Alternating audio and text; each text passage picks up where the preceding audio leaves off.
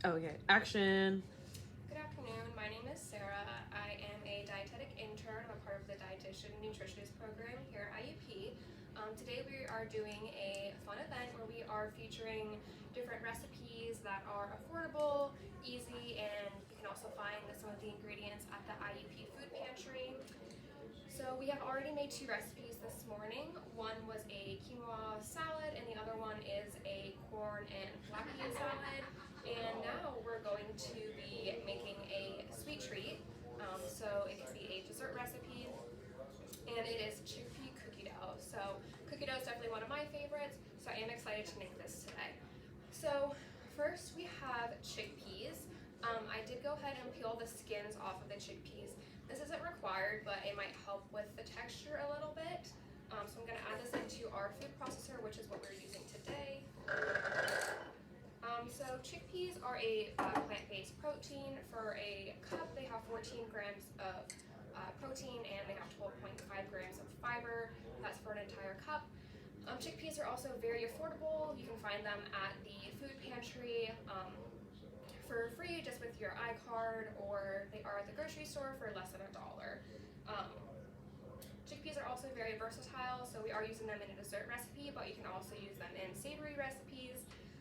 And they are high in fiber, like I said, which can help, lower your cholesterol, can help with blood sugar. So definitely a great staple to have in your diet. Next, I have some oat flour. You can make this at home just with a blender. So you can just pulse the flat oats and make it into an oat flour. And then you can store it in the pantry or in the fridge.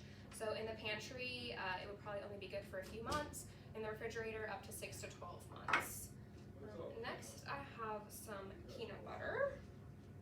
So we just have creamy peanut butter here. This is also something you can find at the food pantry pretty regularly. If you didn't like peanut butter, you can always use like almond butter, cashew butter. If you have a nut allergy, you can even use something like sunflower seed butter.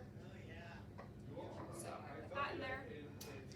I also have some maple syrup here just to add some sweetness to it. You can also use honey if you prefer.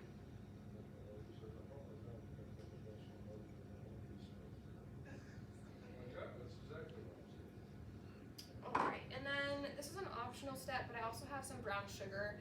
This is kind of going to make it sweeter, kind of make it that more dessert recipe. I've had opportunities to go somewhere else, and I stay here because of you. Thank you, Kevin, because you're the best. And then I also have some cinnamon, some salt, and some baking powder. So we're not baking this cookie dough recipe, but the baking powder kind of does give it that resemblance of like a real cookie in cookie dough. And then lastly, I'm just adding a tablespoon of vanilla extract. For 5 years, and she will eat. I know. Have some aquafaba cookie dough. You never Well, because while you're not here when I'm actually cooking.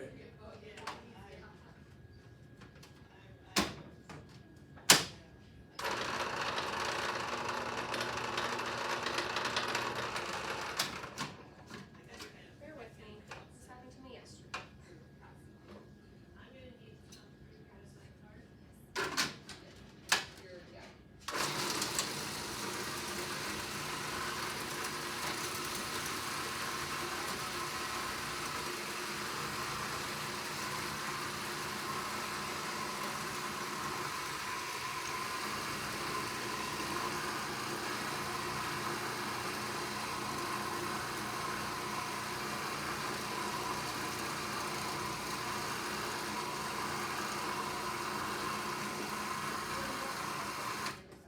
Okay, now that everything looks like it's combined, I'm just going to add the chocolate chips and then I'm going to pulse it.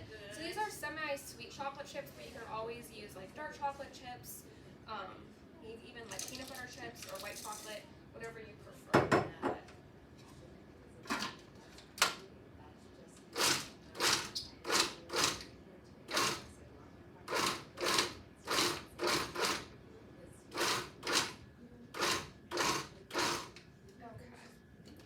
So yeah, now I've pulsed everything just to be combined, and then this is a really great dorm room recipe because you don't have to cook anything. You don't need a stove. All you need is a blender or a food processor. So it's easy to store and easy to prepare. And then it can last in the fridge for 3 to 5 days. I do have some samples that are already pre-made and chilled overnight, as I think it being cold would be better. So yeah, I